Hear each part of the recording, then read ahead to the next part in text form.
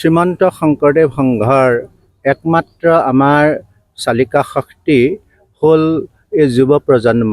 গতিকে আমি যুৱ প্ৰজন্মক আধ্যাত্মিকভাৱে উৎকৰ্ষিত কৰি তেৰা সমাজক আগবঢ়াই নিলে আমাৰ শ্ৰীমন্ত শংকৰদেৱ সংঘ ভৱিষ্যত সফল হ'ব বুলি আমি ভাবি প্ৰধানকৈ আমি এই কাৰ্যভাৰ লোৱাৰ দিনাই আমি থিৰাং কৰিছিলোঁ যে আমি যুৱ প্ৰজন্মক যিকোনো প্ৰকাৰে হ'লেও প্ৰভু ভগৱন্তৰ এই যিটো পথ ভাগৱত প্ৰাপ্তিৰ যিটো পথ, যিটো সেৱাৰ যিটো পথ, সেইটো দিশে আমি তেৰা সমাজক আগবঢ়াই লৈ যাম বুলি আমি প্ৰতিশ্ৰুতিবদ্ধ।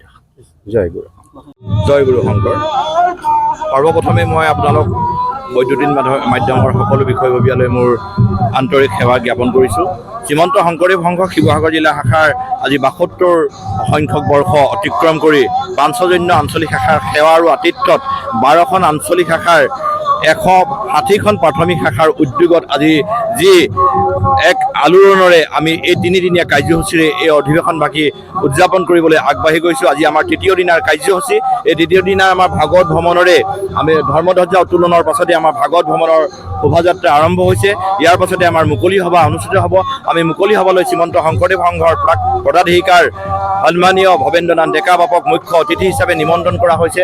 নিৰ্দিষ্ট বক্তাৰ আসন অলংকৃত কৰিবৰ বাবে শ্ৰীমন্ত শংকৰদেৱ সংঘৰ সন্মানীয় প্ৰধান সম্পাদক কুশল ঠাকুৰীয়া বাপক আমি নিমন্ত্ৰণ কৰা হৈছে।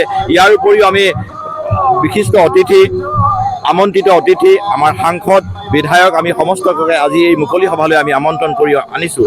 ইয়াৰ উপৰি আমি এই ৭২ বৰ্ষ অতিক্ৰম কৰাৰ লগে লগে শ্ৰীমন্ত শংকৰদেৱ সংঘ শিৱসাগৰ জিলা শাখাই এক নতুন প্ৰজন্মক আগুৱাই আনিবৰ বাবে যি প্ৰচেষ্টা অব্যাহত ৰাখিছে, এই ক্ষেত্ৰত আমাৰ সেৱা বাহিনীক আমি ঘাইকৈ এক সাংগঠনিক ভেটি আমি সুদৃঢ় কৰাৰ মানস কৰিছোঁ। কাৰণ ইয়াতে আমি আমাৰ হৈ যোৱা প্ৰতিনিধি সভাত আমি কিছুমান অংগীকাৰ কৰি লৈছোঁ যে আমি এই শিৱসাগৰ জিলাৰ যিটো ইতিহাস, এই ৬০০ বছৰীয়া আহোম ৰাজত্বৰ এই ইতিহাস আমি আকৌ শ্ৰীমন্ত শংকৰদেৱ সংঘৰ পাতনিত আমি নতুনকৈ সংযোজন কৰি শিৱসাগৰ জিলা শাখাই আজি বিশ্ববাসীৰ বুকুত আমি এই শ্ৰীমন্ত শংকৰদেৱ গুৰুজনাৰ আদৰ্শসমূহ প্ৰতিভাত কৰিবৰ বাবে আপ্ৰাণ প্ৰচেষ্টা অব্যাহত ৰাখিম বুলি আপোনালোকৰ আগত আমি